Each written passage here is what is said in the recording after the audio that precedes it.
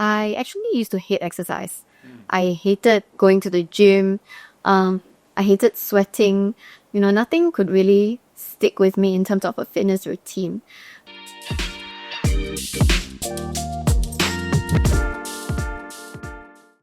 Hey everyone, before we begin this next episode of the Hello Mentor podcast, I just want to say if you're job searching or hiring, check out hiredly.com. We are not just another job platform. We make it easier to find the jobs that people actually want, and we help companies stand out to hire the right talent. So there's a lot of smart tech and there's a lot of human touch. That's Hiredly. So you can head to hiredly.com and give it a go. Hey everyone, welcome to another episode of the Hello Mentor podcast. We have Tiffany Yow with us from the Flow Studio. Hi Tiffany. Hi, very nice to meet you. Hi, welcome. If would you like to introduce yourself and what you do? Sure. So my name is Tiffany. I am the founder of the Flow Studio. The Flow Studio is Malaysia's leading yoga and Pilates studio. We've got 8 locations across Malaysia and 4 locations in Singapore. We offer everything from group yoga to group Pilates classes, private sessions, even internationally certified teacher training programs, and HRD certified corporate wellness courses. Oh, that's a lot of things, right? Very vertically integrated business. Nice. And before we started recording, obviously I was chatting and you mentioned that, you when you first came back, you were from Melbourne. Yeah, as you lived and worked in Melbourne for a while. And when you obviously before you came back, you already knew you wanted to do this, right? Yeah. I would love to hear that story, like how that started. Okay. I was working actually in banking in Melbourne for about 7 years. Long story short, it's actually not that I was burnt out or finding myself or, one of those Gen Z problems that we tend to face these days. I actually made a very unpopular and uncommercially sound decision to quit my banking job in Australia to move back and start a Pilates studio, much to the horror of my parents at the time. And I guess the background to it is this. I actually used to hate exercise. I hated going to the gym. I hated sweating. Nothing could really stick with me in terms of a fitness routine. But I think, I was working under quite a high pressure role at the time. And, late nights, unhealthy habits kind of got me or pushed me into feeling like I needed to get some movement into my life to, feel better, feel healthier, and also look and feel better physically and mentally. I tried everything. Your countless, free trial gym memberships, body pump, body attack. At the time, it was a big thing, these fitness first classes. And nothing could stick. It always felt like a chore. I was forcing myself to go, and it wasn't this kind of stress relief that I enjoyed. But one day I found group reformer Pilates, and it got me hooked. I fell in love. You'll find me there at lunch hour. You'll find me there after work. And I think it was really the benefits that really, it's what babies take out. It was, no more back pain, no more stiffness in the legs, better posture. And of course, that translates to better moods and a better mental state at work as well. But every time I came back to KL for a holiday, I could never find the same thing. Back then, this was, 2018, Pilates classes were primarily limited to just the mat. No one was offering equipment-based group classes. And even if there were, it was very pricey. And there was kind of a stigma that equipment-based Pilates is for rehab, or it's for stretching only, or it's for older people. Normally, you get injured, then your physio recommends you go and do some Pilates for rehab. And that was the stigma that was associated with it. But I guess from my experience in Australia, what I knew was that reformer Pilates, or equipment-based Pilates specifically, is a form of resistance training. It's strength training because we're basically working with springs. So if you program the classes right, it's actually a very safe and effective form of strength training. But no one was doing that here. And so I thought, if it could make someone like me who hated exercise fall in love with it, if I could do something meaningful for, the people of the country that I love, why not? Right. And Did you actually learn to be an instructor first? Like how did that work? So I decided I wanted to do it. Then I took my instructor course. Oh wow, okay. So you decided you want to do it first, then you learn to be an instructor. Correct. Right. And then, from there I signed the lease, quit my job, and came back to do this. And how was that? I mean, it does sound like it's a super big decision. What was that moment like when you decided to actually resign?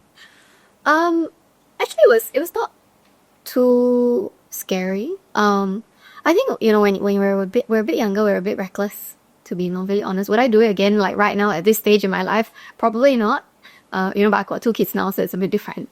But I was at a stage in my career where I was basically told, okay, some background. My whole team at the time was primarily males, all primarily Australian. I was the only Asian female on my team. I was also the youngest. And I was basically told that, you have climbed to a stage where you're going to plateau for a while. And the reason for that is because of your age. You're just a bit too young. And so I thought, I never lose the skills that I gain, right? You don't lose knowledge that you have learned. And so if I quit now, if I take a break now, it doesn't mean I lose the skills that I have. If I try this whole Pilates thing and it doesn't work, I can always come back to banking. Why not? And I think that is really something that a lot of people don't realize, No decision you make in your life is ever really permanent. You can always go back. As long as you're not afraid to say, yeah, that didn't work out. I'll just go back. It's okay. And so that was a mindset that I always had. And so I wasn't really, too afraid of making the move. I think it was just accepting that I actually gave myself in my head a time frame 1 year. I got to make it work. Let's not come back.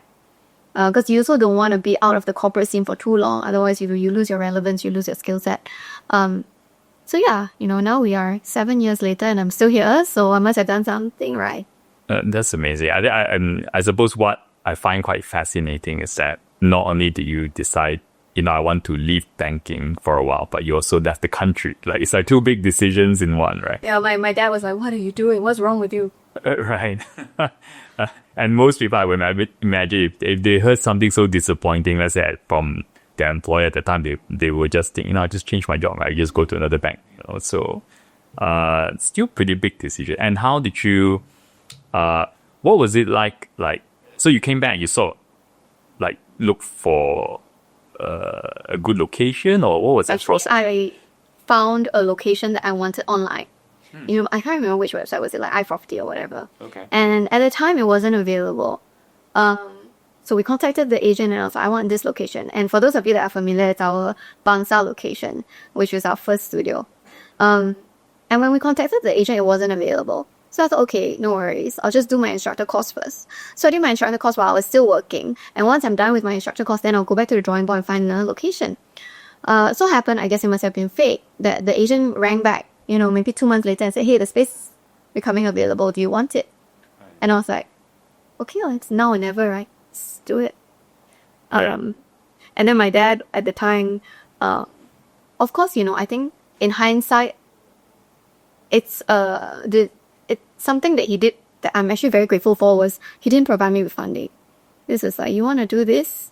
It's your own money. You figure it out.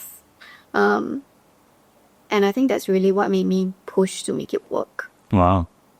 Did you speak to anyone who's ever run some kind of Pilates studio before? Because I'm trying to imagine how would you even start, right? If you've never done it.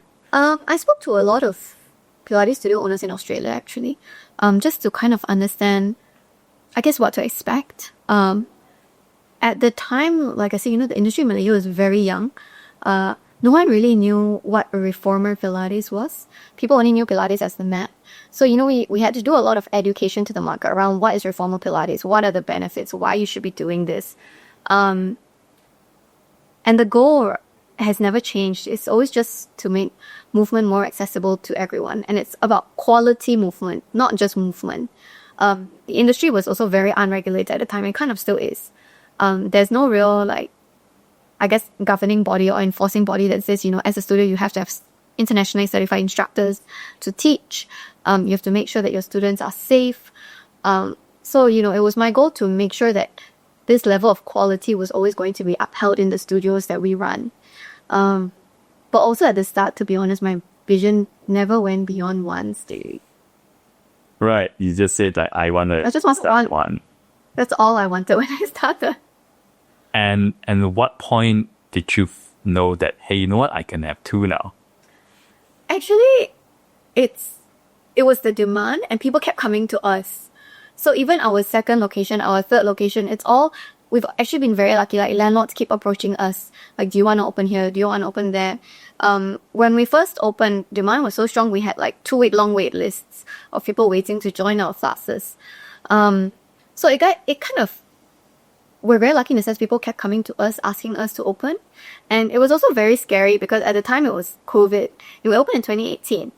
So in 2020, I think early 2020, towards the end of 2019 is when we signed our second lease, and then it was COVID. And I was like, Oh, wow.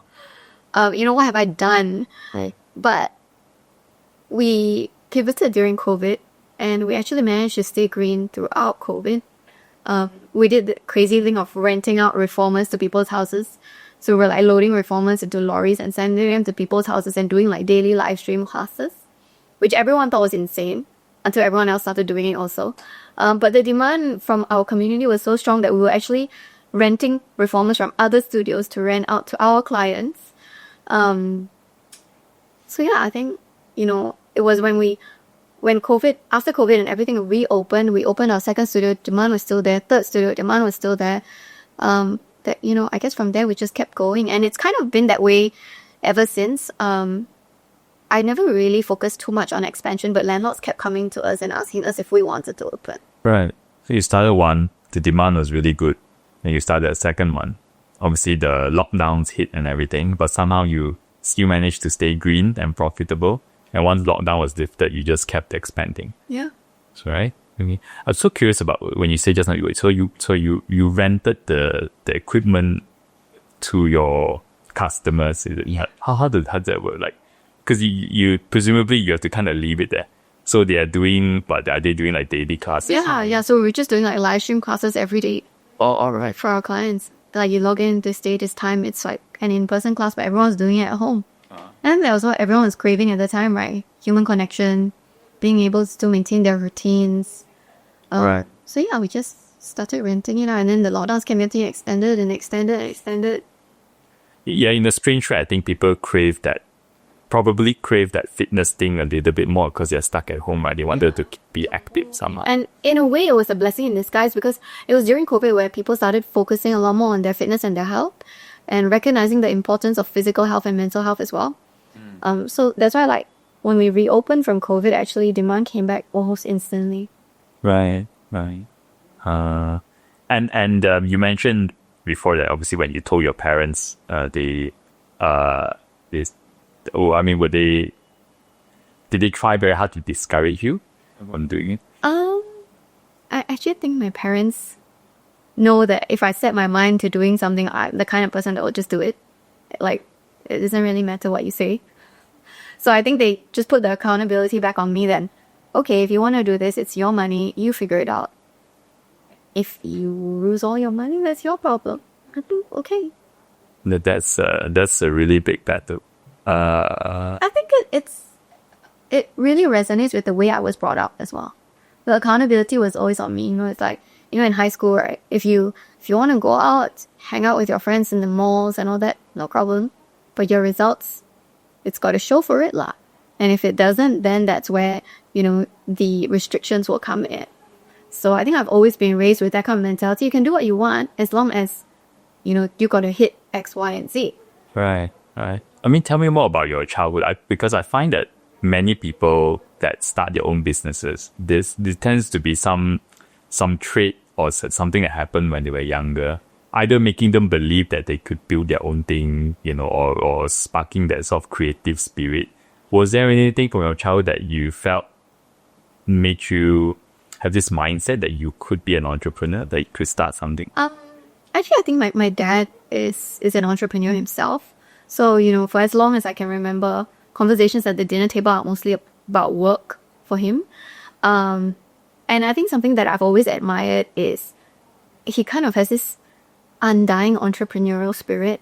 You know, like even now he's in his 60s and he's still, you know, thinking about new businesses. He'll come and ask me about new concepts.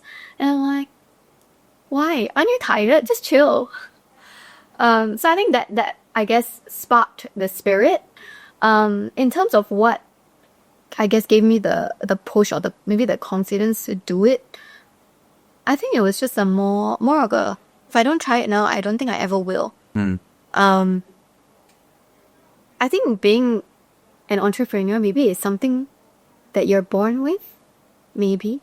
I mean, you tell me. I don't think there are definitely skills that you can learn along the way, and I am still learning along the way. But I think that vision is something that you're either, you have it or you don't. You know, I think being an entrepreneur is really being able to see something before it exists and believing that this is going to work.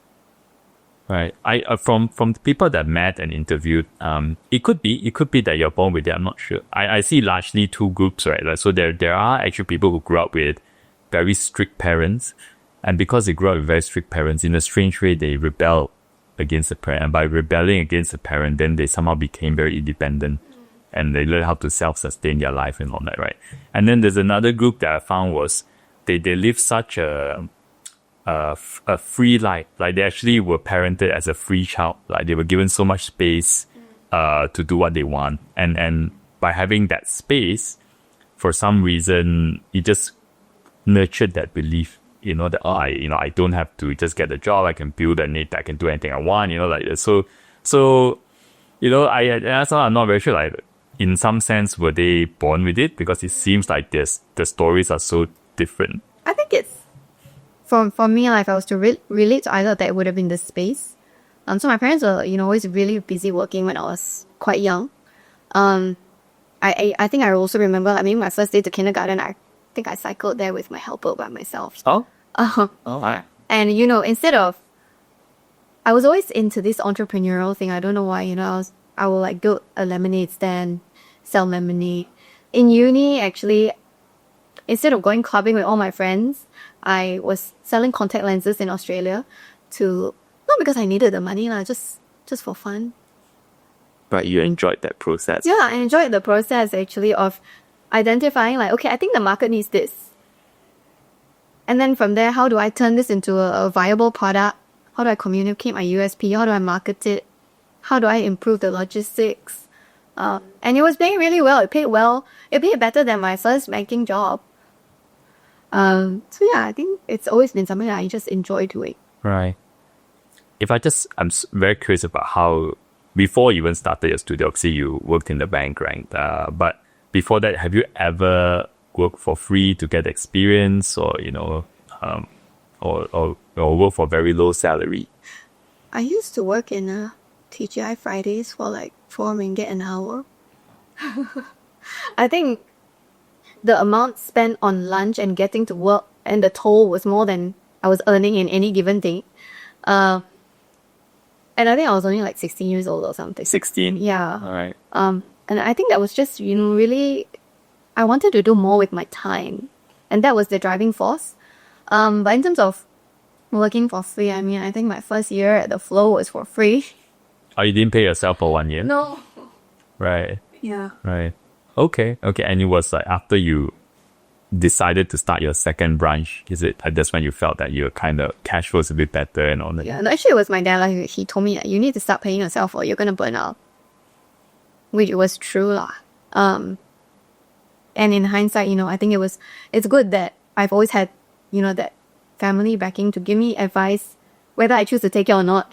You know, when they notice like, hey, you're really pouring your heart and soul into this, you better start paying yourself or it's not going to last.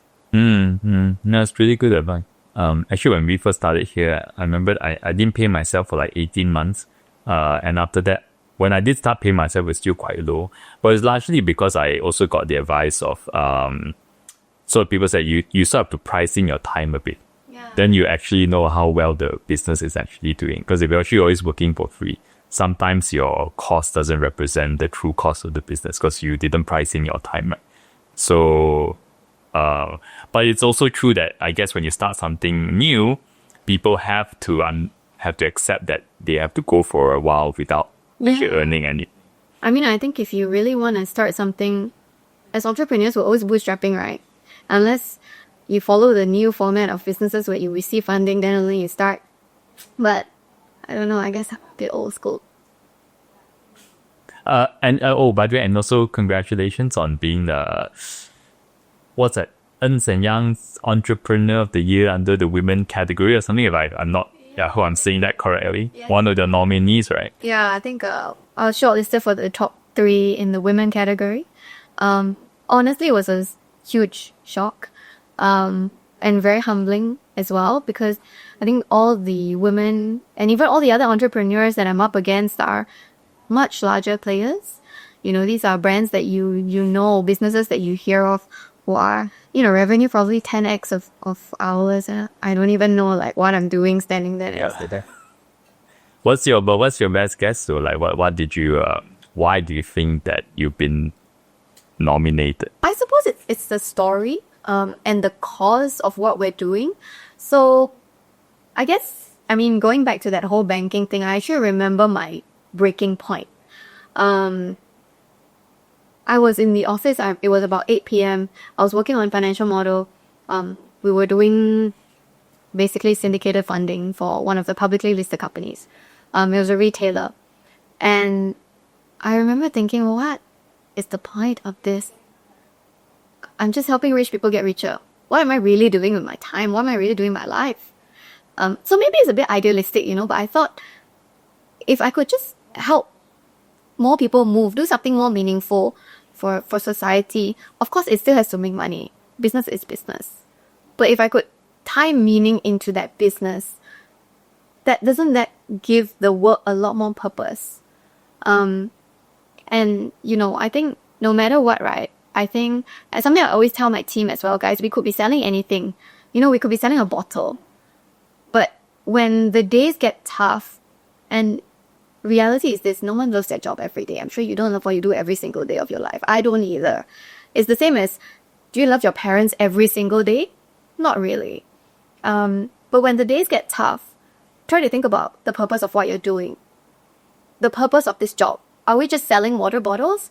No, we are actually selling health.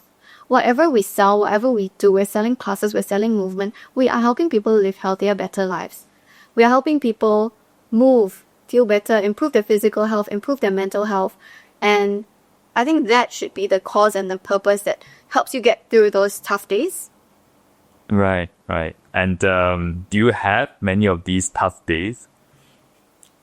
Because it sounds like you're in the green for a long time, so you're one of the lucky ones. I would be lying if I said there was no tough days. There are definitely tough days. And I think that, especially for younger entrepreneurs, that's something you need to realize. If you really want to run a sustainable business, there are a lot of tough days. Opening one studio is easy. Opening one studio is not a problem. Especially if you're a teacher, you can step in any time. You can do marketing, you can do operations. One is no problem. It's when you scale and when you grow. Even until today, there are so many new skills that I'm still learning. I'm not an expert in anything. So there are days where you question yourself. Am I good enough to do this? Do I have enough skills to even run this at the scale that it's running right now? Or, there are months where sales are low and you start to question everything.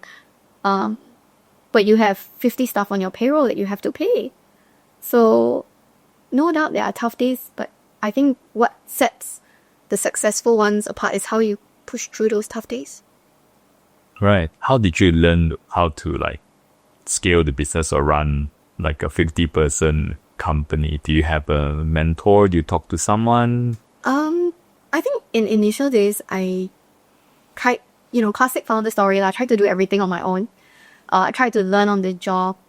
But in more recent years, then I have been tapping on more mentors that I've met along the way to, give advice, help out, recommend stuff. And I think also because our industry is a little bit niche, people think about fitness, and whenever anyone applies for a job with us, they always think like, oh, but I don't know how to do Pilates. And I want to say, it really doesn't matter. At the end of the day, your Pilates business is no different to running, especially hospitality. It's like a hotel. People walk in, they expect an experience. Whether they get a good class or not, that's up to the instructor, and that's a separate skill set. But when you're applying for an operations role, a marketing role, it's hospitality. It's how you service your clients, and that's it. And so I think that's a bit of the mindset shift that we have had to educate people as well as we hire and scale and grow. Because I think because the industry is so young, we don't have a lot of people with experience in this industry. So we kind of have to pull from other industries as well. Right. And how about that, the people management skill? Because when you're in the bank, presumably you are an individual contributor, and now suddenly you have like 50 people in your payroll. How did you learn that skill of managing people? To be honest, still learning. I don't think I'm the best at it. You can ask my team, I guess. But a lot of it is learning on the job. And I think a lot of it is also trying to... Management styles, I think, have evolved over time. If we think back to, maybe our parents' days, it's more hierarchical. It's more, this is what we're doing. That's it. Nowadays, I think being part of a team, people want to hear more about your vision, your plan, what you want to do. And it's not always about getting it all right. It's also being able to admit, like, hey guys, we made a mistake. But this is how we're going to fix it. And I think as long as you have a plan, a vision, and you communicate that very clearly, your people will always stick by you. But something that I've also learned along the way is not everyone that starts with you will go with you. And that's okay.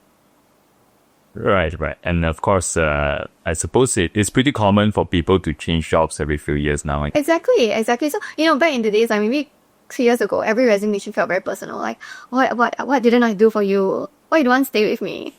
But, nowadays I realize it's fine because people change, people grow.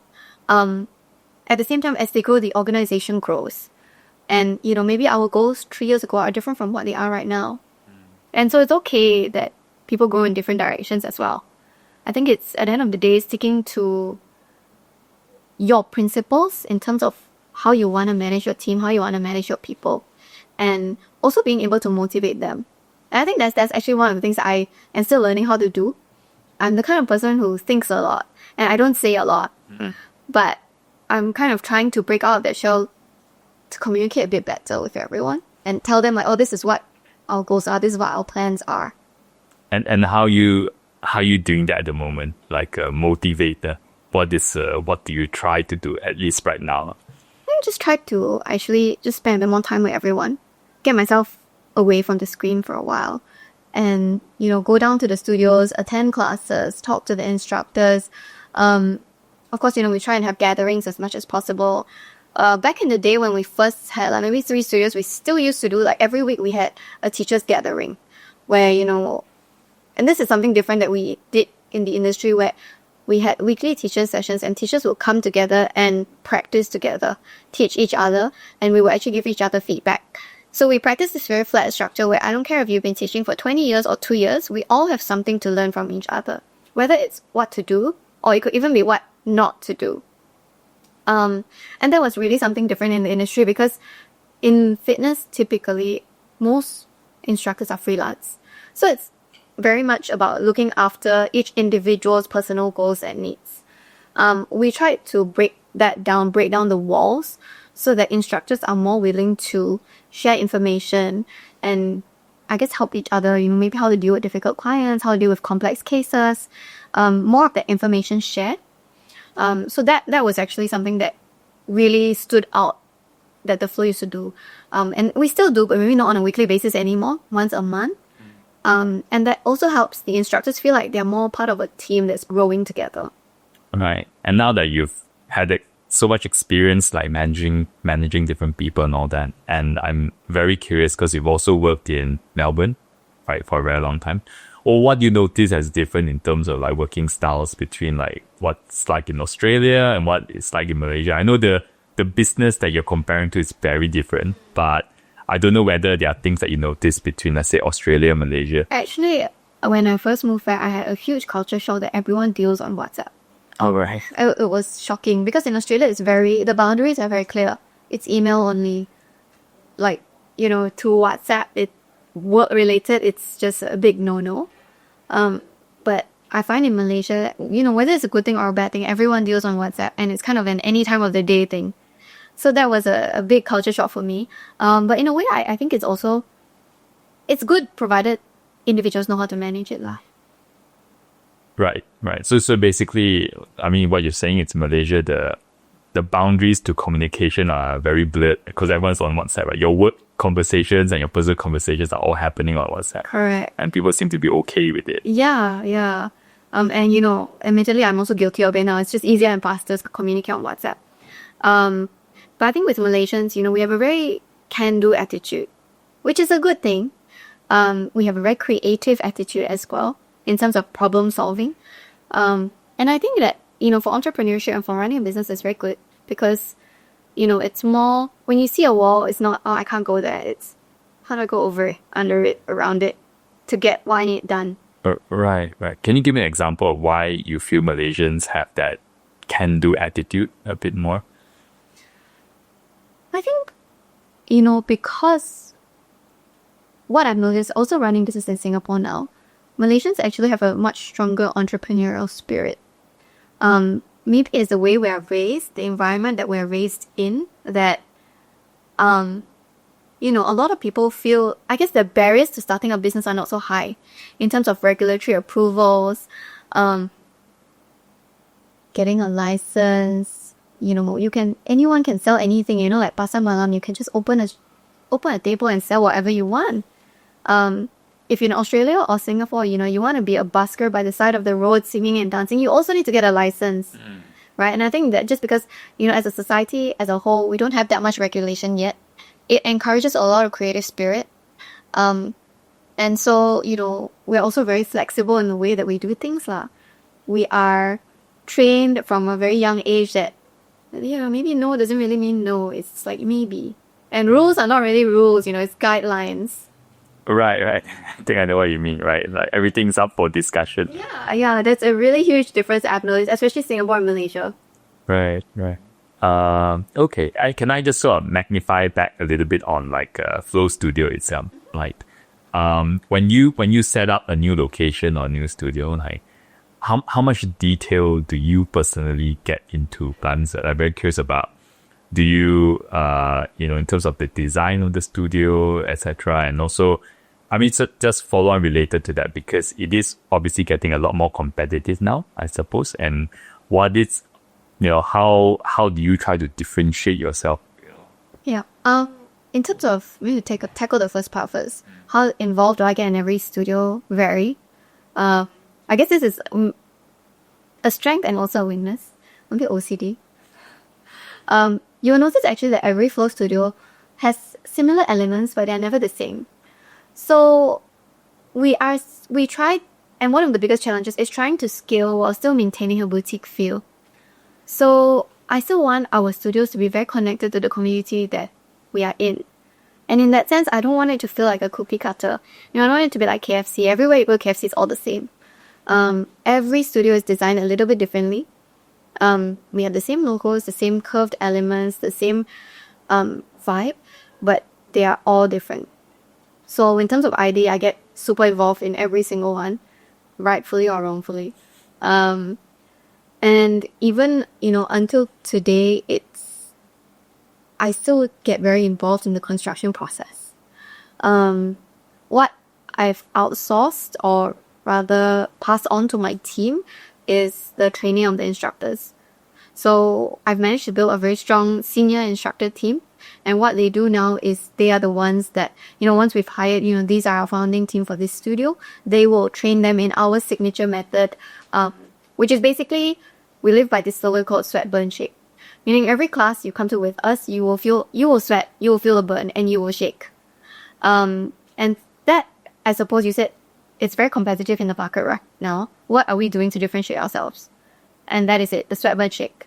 you know that when you come to a class at the flow, these are the three things you're going to get. No matter which instructor you're going for, which studio you go to, there is that level of quality that you're not going to miss. And I would say that we're actually the only studio in Malaysia doing this right now, whereby we have a controlled internal training program. Basically, any instructor that joins us, you have to have your internationally recognized Pilates certification first. That's prerequisite number one. No cert, don't apply.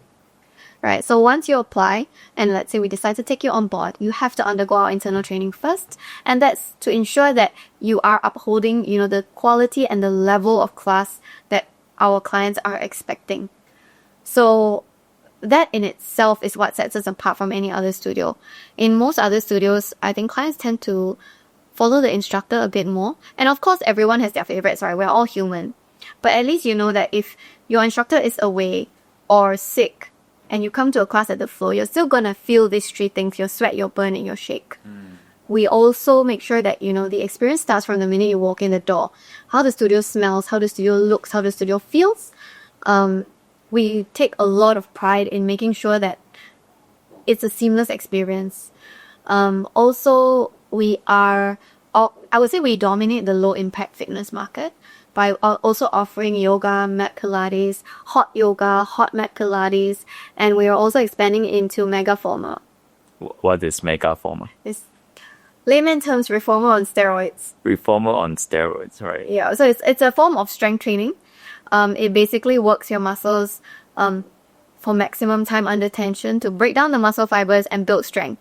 So if you think about maybe the principles of weightlifting, we apply those principles on the mega machine. Right. I just thought this somewhat random question. Do men go to your Pilates classes? Not as many as the women, of course, but that is a huge stigma that we're trying to break. Right. So a lot of men do, weightlifting, your high rocks, or powerlifting, or, HIIT classes. And what we're trying to break down is the stigma that Pilates is for women. It's, like I said, it's strength training, it's resistance training, it's how the class is programmed to challenge and progress you. So it's not, contrary to popular belief, it's not stretching at all. It's hardly stretching. It's really strength training. And so we do get men, but a lot of the time when they come in, they're brought by the girlfriend, brought by the wife, and then it sticks. I see. But we want more men to try. And actually this month we have a campaign for Men's Health Month. All you have to do is complete 4 classes and you may win 1 out of 4 full outfits. 1 out of 4 full outfits? Yes. Oh. So we work with local activewear brands. Also to try to, I guess, create synergies between different industries. Activewear. Oh, I see. So you have partnerships with different industries, right? Oh, okay. And I sort of thought of the question because when I heard mega former, I was like, it's such a masculine brand. Yeah, exactly. So that's also the goal, to really get more guys to do this, because it's not only good strength training, it's also low impact. And what that means is it keeps you injury free. Not like, when you go to the gym and you're powerlifting, 100 kilos on your back or something, the propensity to get injured is quite high, or it's risky. And I think especially, as a society, as we grow a bit older, right, if you have kids, getting an injury means you are out, for 2 weeks. Not just from your fitness routine, from also, running around with your kids or lifting them up, throwing them around. So I think awareness around injury prevention is something that we need to build within this society. And it's not just injury prevention for powerlifting.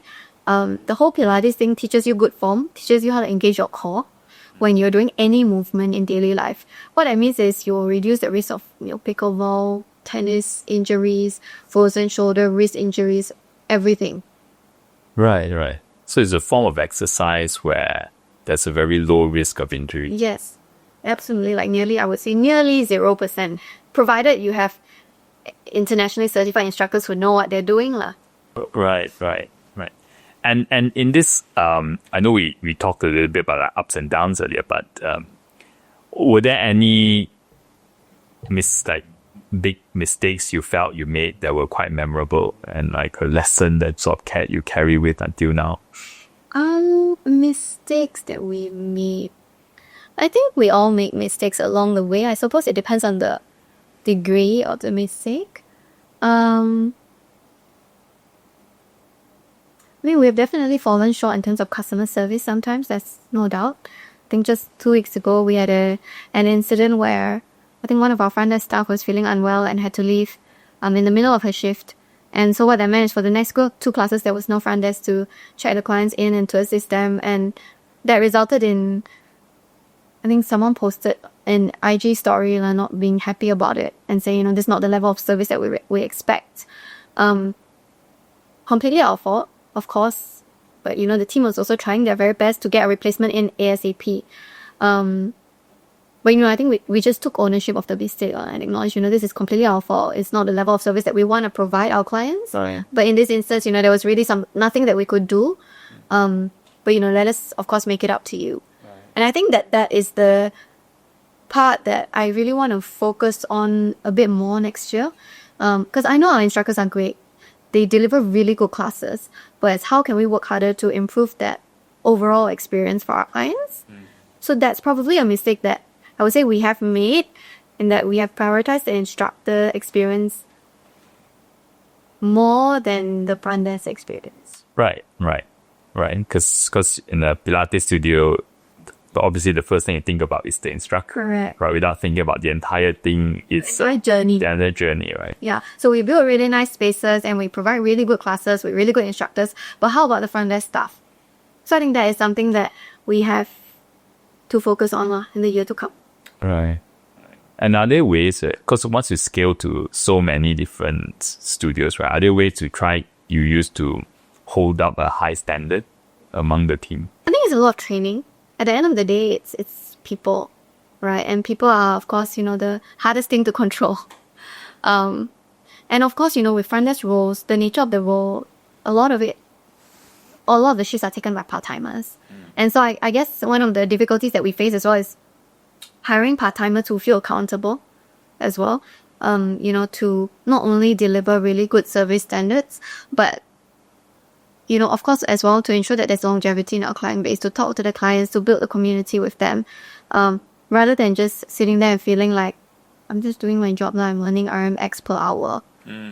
Right? So I think we just have to focus on training them a bit better, spending more time with them, making them see the vision as well. But I'll be completely honest with you, it's something that we're really still working on as well. Right. Yeah, yes. I guess it's not easy as you scale.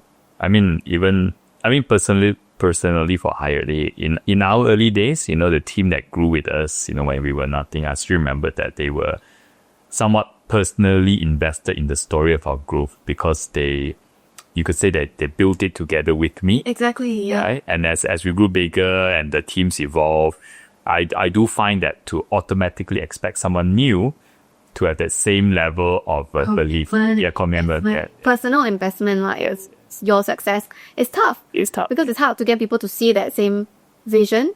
And when it's one studio, like I mentioned, it's so easy. It's like, no front desk, I'll step in, no problem.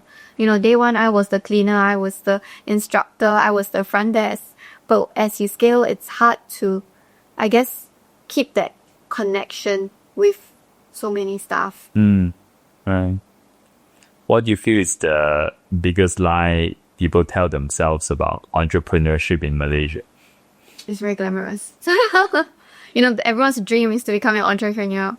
But it's really not very glamorous. I mean, you can say so yourself, right? You think you become an entrepreneur to have freedom in your lifestyle, to be able to manage your day how you like, to go and play pickleball at 2 p.m. But, as an entrepreneur, you will know that actually your workday never ends. I have 2 kids under 2. I spend more time working than I do with my kids. After I put my kids to sleep, it's actually back to work. So I think, that's the real reality of being an entrepreneur. Your work days never end. What is a weekend? Every day it's just how you prioritize and different things going on in your life at different points in time. Right. And then I also tell people sometimes, a lot of people, they believe by being an entrepreneur gives them flexibility, but it really gives them flexibility to work all the time, exactly. Right. I mean, it depends on what kind of entrepreneur you are, but if you're really pushing hard to, I guess, achieve success, then it's also a blessing and a curse that you can't switch off. Right? I go to sleep, I'm thinking about Pilates, I'm thinking about what to do tomorrow, I'm thinking about all the things on my to-do list. The first thing I wake up, before I get out of bed, I'm like firing out, okay, this is what we need to do today, guys. So, it gives you flexibility maybe to manage where you work and how you work, but does it give you flexibility in terms of freedom of your time? I don't think so. In fact, I tell people sometimes that I get more stressed when I go on holidays. It's weird. It's not healthy, but it actually makes me more stressed. I'm actually afraid to go on a holiday sometimes because, especially if there's something big coming up, I want to make sure that I'm there to support the team through it. I don't want to go on a holiday and then have to excuse myself. Yeah. And if everything else could change, what 3 non-negotiables would you say have to stay the same for you at Flow? Number one would be quality. Definitely, it's quality of our classes, quality of our experience, quality of the equipment that you receive when you come to the Flow. That is a 200% non-negotiable, and that's something that will never change. Number two will be community. I think we value community a lot more than competition. So, we will always do our best to host a monthly community event beyond just the fitness. Because to us, our goal is, yes, we want to get more people moving, but we also do a lot of things like skincare workshops tied with Pilates or a matcha making workshop tied with yoga. Because to us, you might not come there to move, but if we can get you interested in something else, let's say you like matcha, and you come for the matcha workshop, and on the side you do a bit of yoga, you're still doing something good for yourself. We're really not here to tell you what's the right thing to do and what's the wrong thing to do. It doesn't mean you have to come and practice 4 times a week and that makes you a real yogi. To me, as long as you come, you show up, in whatever form you want to show up in, just by being there, you're doing justice to yourself already. And the third thing is sustainability. Like you mentioned, and I think everyone's aware, in this industry right now, there's a lot of competition. And of course, with competition, there's 2 things. First of all, it's price, right? Smaller players or maybe younger players will throw price to acquire customers. And the other side of it is also salary, of course. Newer players maybe might throw higher salaries to try and pull over talented instructors. But to us, and something that I've always told the team as well, is we have to make decisions that are sustainable. And the reason for that is because I'm not here to, run a Pilates business because it seems fun, it seems glamorous for 2-3 years. I'm here to build something that outlasts you and me and all of us. And to do that, I need to make decisions that are sustainable. And that means that, we are not going to throw 25 ringgit courses. It's not sustainable. It's not fair on the consumer, it's not fair on the instructors, it's not fair on the business because we will close if we do that eventually. And, then we also receive things like, but there's investors, some studios have investors' money and that kind of thing, but to me, it doesn't matter whose money is. The decision has to be sustainable. It has to be something that we can keep running profitably, for the years to come. And, the same thing on instructor salary. I can agree to pay 2 times tomorrow. But is that going to be sustainable in a year to come? No. So the sustainability of our decisions it's really, really important. All right. And you have to sort of make long-term decisions exactly. at the time, right? And people might not always agree with that, or they might not always see that, especially when there's so much competition coming into the market. But I guess what we want our clients and our team to know is that we are not going to be the Pilates studio that throws a sale today and closes in 2 months. We are really here to build something that's going to outlast everyone for years to come.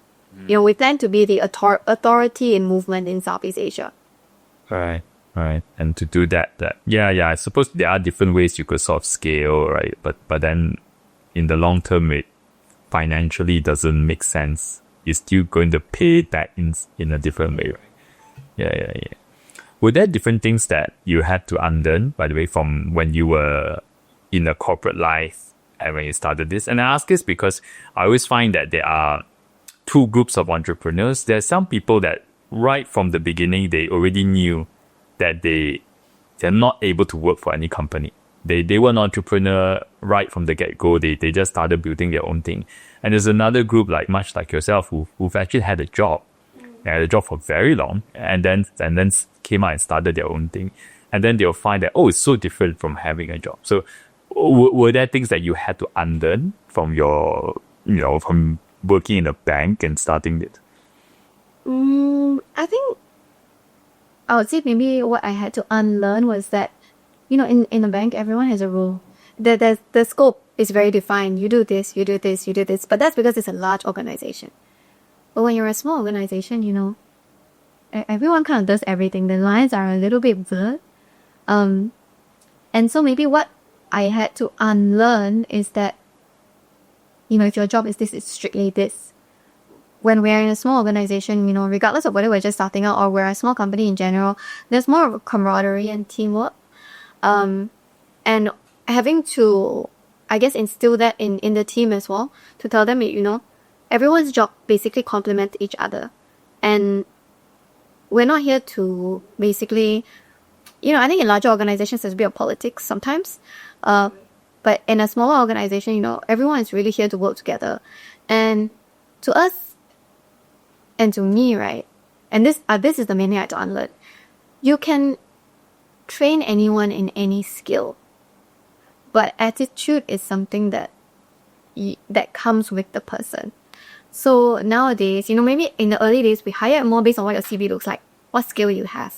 Even though the culture fit might not have felt so right in the interview. And nowadays, it's really more about, if the culture fits, I'll teach you any skill that you need to learn to be good at this job. And that's the real main thing.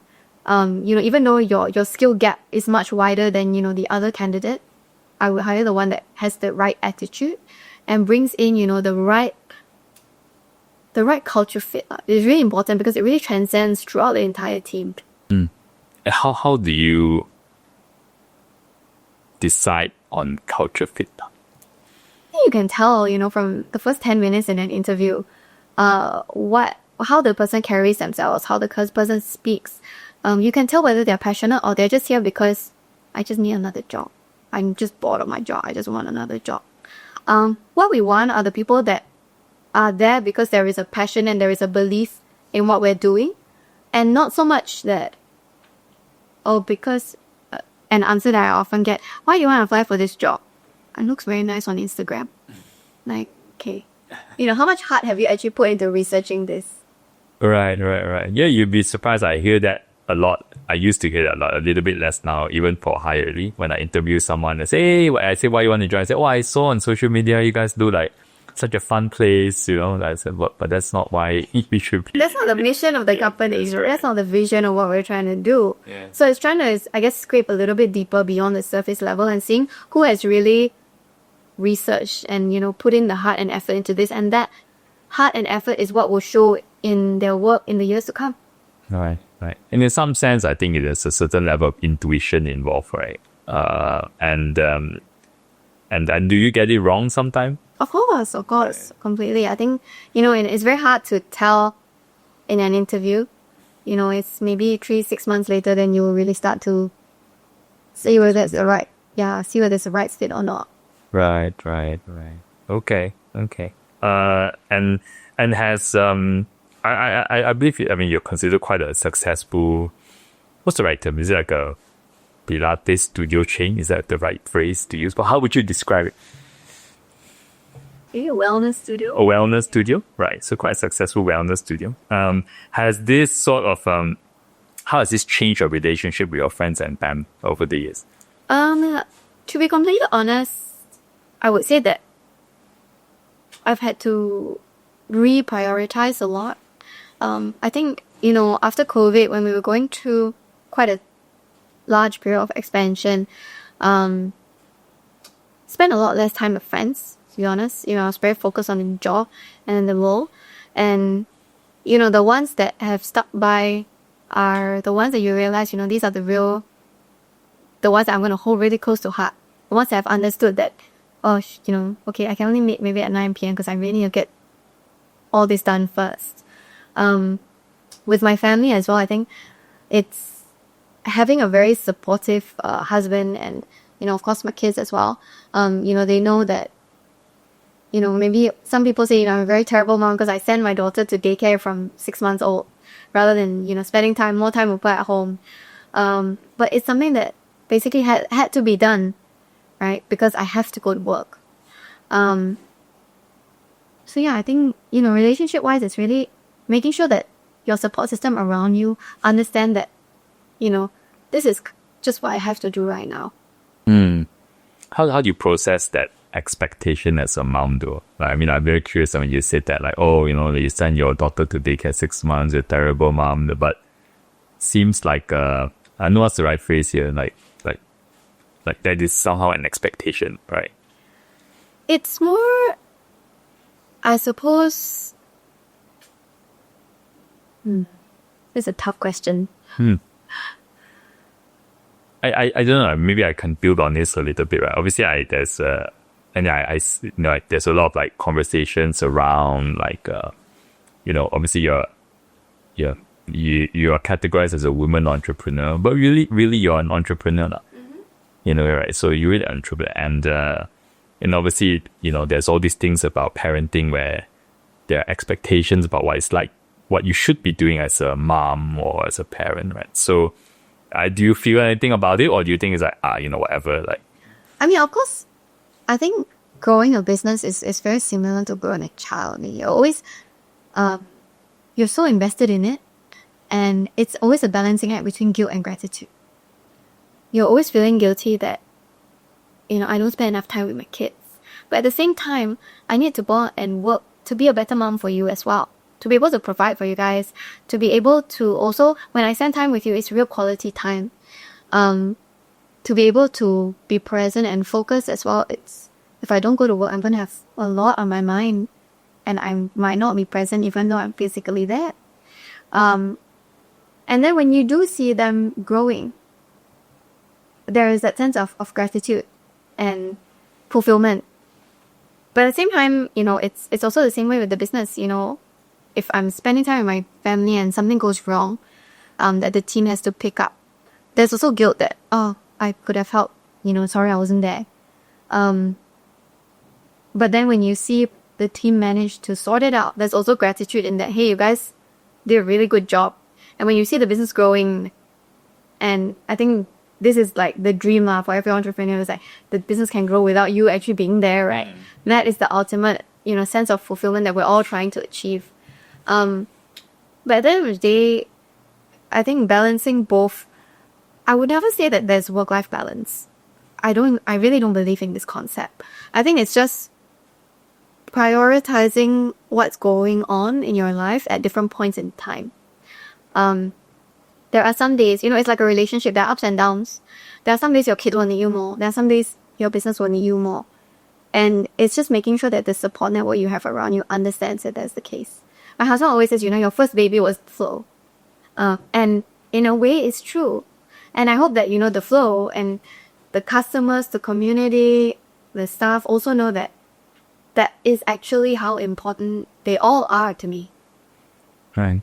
I want to sort of build on what you said just now about, you're saying that like every entrepreneur's dream is that the business can run without them. I would say this for a very, very long time, a large part of what I was personally trying to do was the same, right? So I don't know whether you heard this phrase or something like, you don't work in the business, you work on the business, right? Something like that. And so for many years, I've always tried to build this layer in the company that does not require Derek, right? You can just run by itself.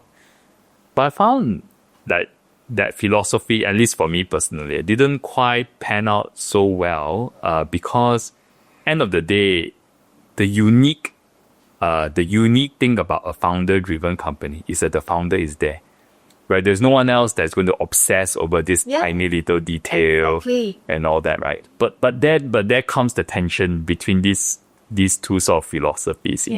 What are your views?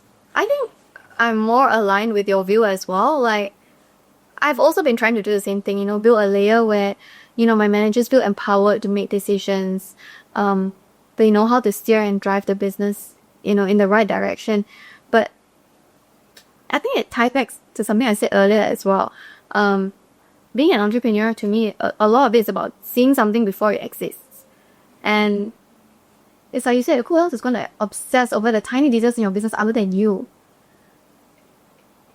No one can really, until today, even bringing in a new product, developing the programming for it, training the first batch of instructors who are going to market with this product, it still falls under me.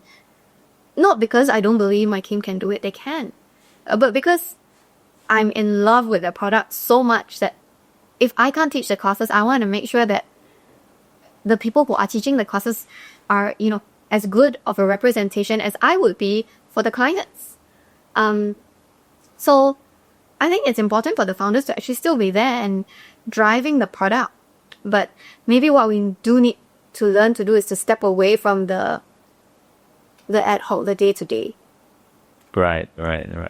And do you have sort of a network of founders that you or entrepreneurs that you have as a support system in Malaysia? Or because the reason I ask this is more of a personal thing, right? So I think a lot of people might feel that all these like people who run businesses, they all they know each other, and sometimes we do know each other, at least for me. But I would say I mostly feel like I'm alone. This is like a personal thing, right? I don't necessarily feel like I'm part of any group.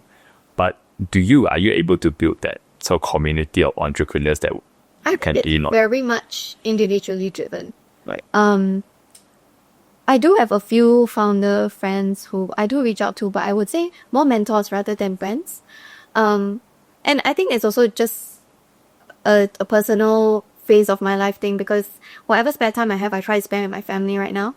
But the network I do appreciate are the ones that, hey, I got this problem. This is the problem. Can you help me? Give me some contact, give me some light, give me some experience, share.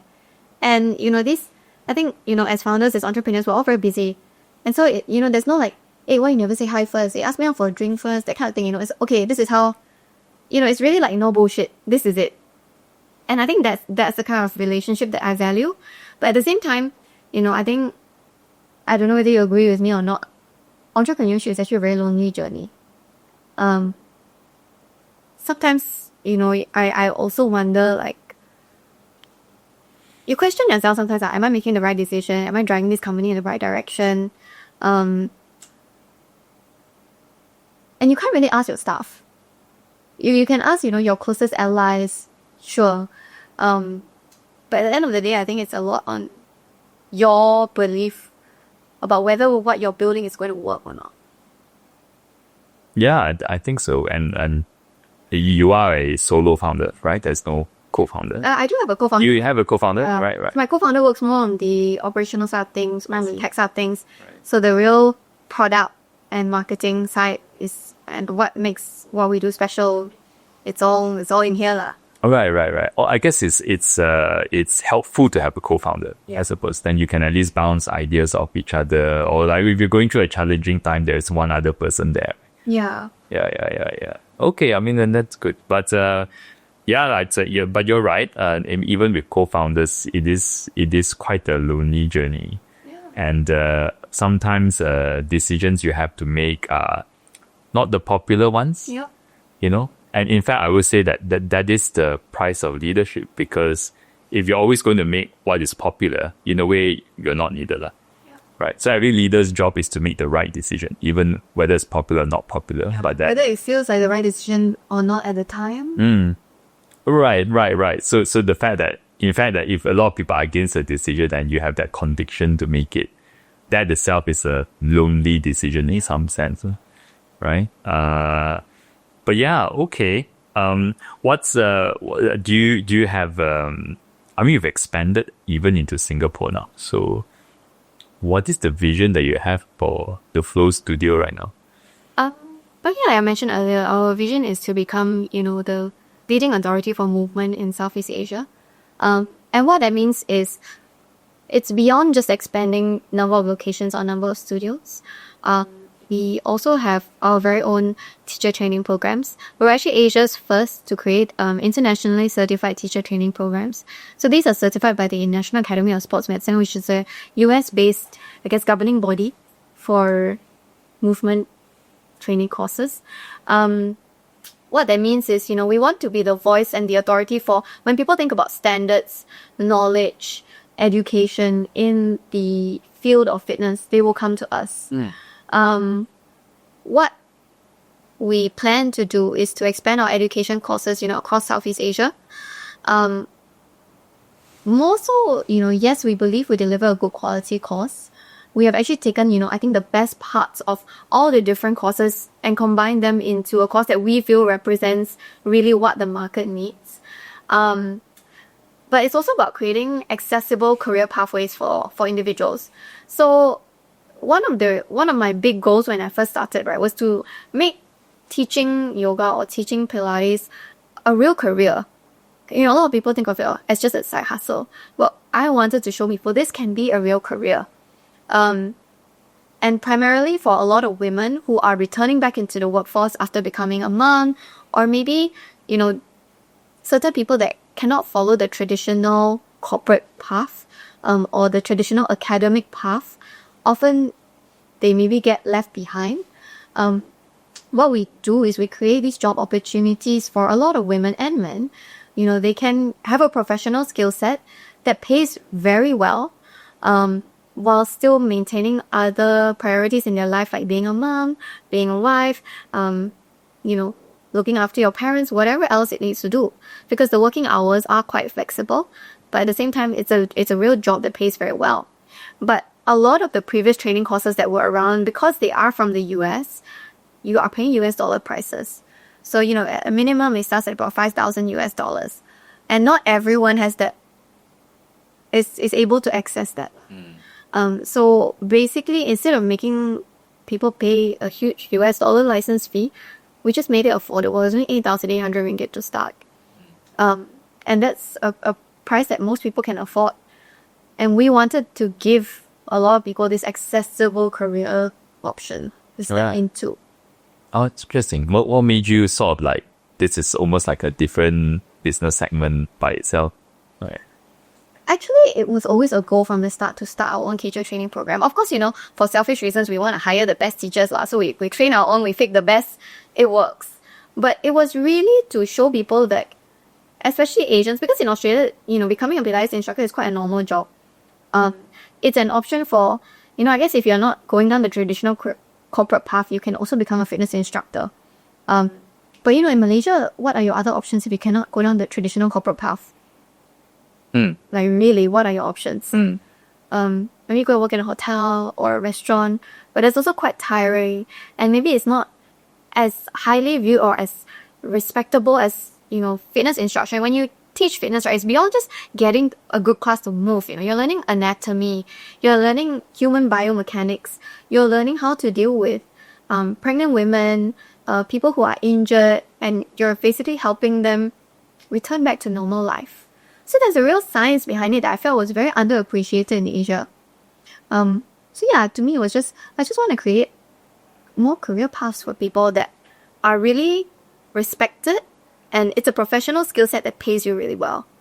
I guess on the other end of the spectrum, what we also did, we were also one of the first, was to offer HRD certified corporate wellness courses. And, I think back in the day, a lot of corporates think you got extra budget, only you're going to invest in wellness for your staff. Like, think about my dad's company, it's the same.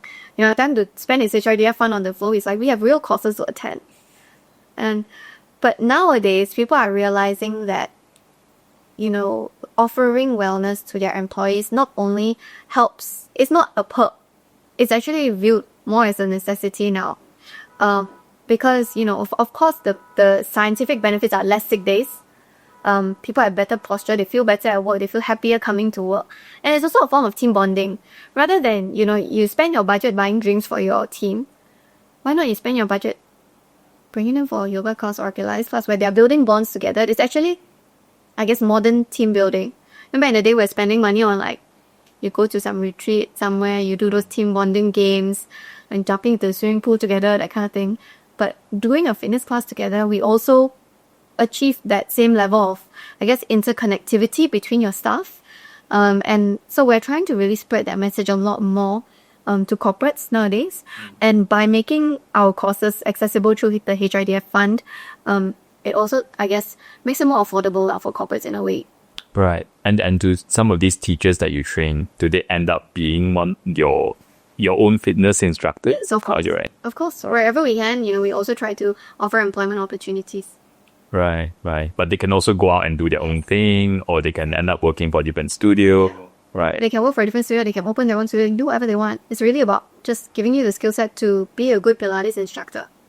I see, right. Oh, that is very interesting. And how do you see the I'm not sure the right phrase is the fitness market in Malaysia or the attitude of Malaysians to fitness? Do you see this evolving over the years?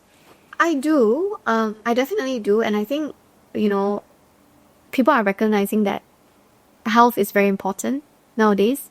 But I think where we want it to go is we don't want people to see it as a luxury. We want people to start seeing it as a real necessity. And I think also maybe the public mindset has to shift a little bit towards achieving that. I think Malaysians are still we're quite a young society. We jump on trends quite a bit. Malaysians are always chasing hype, what's new, what's next. But actually what we really need to build is a culture of consistency. Because that's how you achieve progress. People do Pilates and then they feel like it's just stretching or they're not achieving results, they're not getting stronger. And the reason for that is because they're not consistent. They're jumping from one thing to the next, so you're never going to see results. But what we need to show them is, with consistency, this is what you're going to achieve. And in a way that's also kind of building that habit that this is an essential part of your daily life. It's not just a luxury. When you have time, then you go for your class. You schedule it in no different to how you schedule in having dinner every day. Right. And how often should someone be doing Pilates in your opinion to really see the effects? I would say twice a week is, for maintenance. It's just to generally feel better, have better posture, have stronger core, and to have less tightness in your body overall. And if you really want to see real progress, then 3 times a week. Right. I see. So, and most people go to your studios, do it at least twice a week, is it presumably? Yeah. At the moment, I would say maybe once or twice a week. Yeah, so the goal is to get people to 2 to 3 times a week. Right. Okay. I have 2 last questions for you, Tiffany. So the first one is, if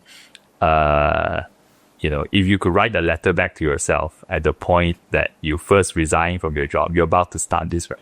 What would you put in that letter? It's only going to get harder. Resigning is the easy part. To be completely honest, yes. If you think this is scary now, brace yourself. You're in for a roller coaster ride. I think as we go through, the journey of entrepreneurship, every year I always think, I can't get busier than this. And I somehow do. But it's something that I do to myself. I keep taking on more. It's like what I said about my dad earlier. I'll have a new idea, I'll think of a new product, I'll see a new location, and I'm like, yes, let's do it, yes. And that's maybe my toxic trait. I'm always like, do first, die later, it's okay. And if I see an opportunity, I will always grab it. And then, my team will be like, why did you do that? But to me, I feel like, if there's an opportunity knocking on my door, there's no way I'm going to turn it down. Even if I'm the kind of person that if I work through the night to get something done, I will do it. So yeah, if I could write a letter to myself, it's just, brace yourself, you're in for a hell of a ride, but you're gonna really, like I said, no regrets at all. I think it's only been maybe slightly more than a year that I've managed to pay myself the same amount that I was earning in the bank 7 years ago. Oh, is that right? Yeah. Okay. But I think the other benefits that I've received, the happiness, the joy, the fulfillment, has far outweighed, any type of monetary shortfall. Right. Come to think of it, I feel like I'm still earning less than what I used to earn when I had a job. Even until today. But anyway, okay. And one last question. So if there's someone that is like this young person, this young Malaysian out there listening to this podcast, and they are in a job right now, And, they hear these stories of people who leave their job to start their own businesses. But there are also stories of people who regretted leaving their job to start their own businesses. I wonder what kind of advice would you give them on how to make this decision? I think the first piece of advice I'll give is that no decision is permanent. So don't be afraid, because even if you fail, as long as you're willing to admit that you fail, and there is absolutely no shame in taking a step back and going back into a corporate career. That is piece of advice number one. Piece of advice number two is don't take out a loan and mortgage your house to go and start a business if it's not something that you can afford. Make sure that whatever risk you take is a calculated risk that you can afford. So set aside X amount of money. Can you afford to lose this? Yes. Is it going to hurt? It has to hurt. If it doesn't hurt, it's not going to motivate you to push. So it has to be an amount that hurts. But will you die if you lose it? No. Give yourself a time frame. Because, like I said, I gave myself a year to make it work. You need to give yourself milestones as well. Because you don't want to end up in a situation where you've stepped out of your corporate career for too long that it's difficult for you to step back in as well. So be realistic. Give yourself a time frame, and if there is no clear path to success or to progress, like I said, go back to point one. There is no harm in saying going back into a proper career or even taking a career pivot at that point. I always tell people, the grass is greener on the other side. People who are employees or who work for companies always want to start their own business. But after starting my own business for 7-8 years, right? If someone was willing to hire me tomorrow, right? I would consider it. Why not? There's a lot of security that comes with a role, that you don't really have to worry about so many things. So it also really depends on what phase of your life you're in. Timing is everything. No, that makes a lot of sense. You're right. Grass is greener on the other side, and a lot of people see the glamorous part of being an entrepreneur. But also, if you're an entrepreneur for very long, you actually realize that security part is important. It's important. Yes. Like, people take it for granted. So. Yeah, it's like I say, if you ask me to do what I did back then, now, today, would I do it? No way. I mean, but like I said, I'm in a different phase in my life. I've got family. There are bills to pay. Back then it was just me. And also, I love what you said about trying to, make that first step, but still make sure that it's a easily reversible decision, in the sense where you don't get yourself deep into debt. You try to manage how you want to start. Yeah, you manage your risk. It's got to be enough to hurt, but not so much that it kills you. Yes. Right. So just in case it doesn't work out, you can kind of stand up again and, try again, right? Start again. Right? Yeah. But, entrepreneurship, I think we can all say it's a tough journey. It's not all glitz and glamour. It takes a lot to get to the glamorous stage. And sorry, just sneaking in one last question related to this. How can someone tell if they really shouldn't try? They should just actually being in employment is great, actually. A lot of people say that you should test your product with the people that you know first. But if I think back to my whole situation, if I asked a lot of people at the time, should I do this? Actually, a lot of people said no. They didn't think it was going to work. So I think, how do you know whether you should or shouldn't do it? It's more about, I think, in this day and age, the calculated financial risk. Do you have enough to make it work for a reasonable amount of time? And like I said, if it's going to kill you, or if it's really going to hurt, then maybe it's not the right time. Right. So you have to kind of think about your personal circumstances in terms of timing and stuff like that. Timing, financial, your support. Right. But if those things were managed well, the risk, right, was managed well on those fronts, and you have an idea, in some sense what you're saying is you should give it a shot. Yeah. Right? As long as you ensure that it is easily reversible, and if it doesn't work out the way you want it to. Yeah, and then, a lot of the time I feel like in Malaysia, entrepreneurship is very siloed. It's like people feel like if I want to do this, I'll do this myself. But why not reach out to other entrepreneurs, tell them your idea? Don't have to be afraid people are going to copy your idea. At the end of the day, everyone's ideas are all blurred. If you think about any business, right, everyone is copying each other. This handbag design looks very similar between many, many different brands as well. So you don't have to feel like you shouldn't tell people your idea. Reach out to other entrepreneurs. Maybe there's a way that they can support you as well. Maybe there's a way they can collab with you or even want to work with you or support you in ways that you didn't think was possible. And thank you, Tiffany, for sharing your story with us today. It's amazing. Oh my God, can you hear that? Okay, let's just wait.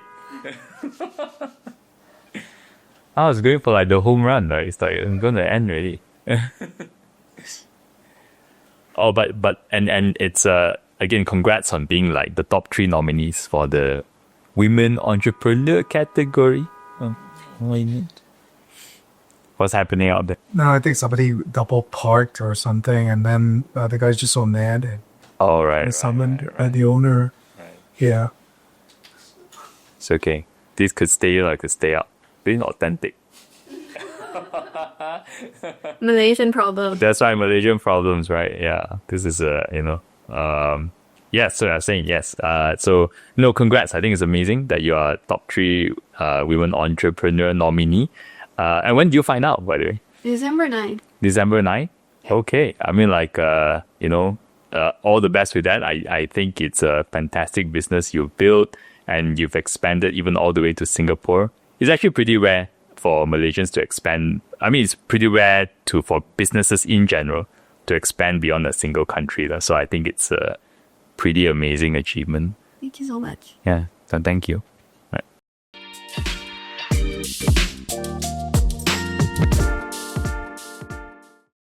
All right. Thanks for hanging out with us and getting to the end of the episode. If you like this, follow us or hit the subscribe button. It will help us bring on more amazing guests and makes the whole show better for you. So thanks again and see you in the next one.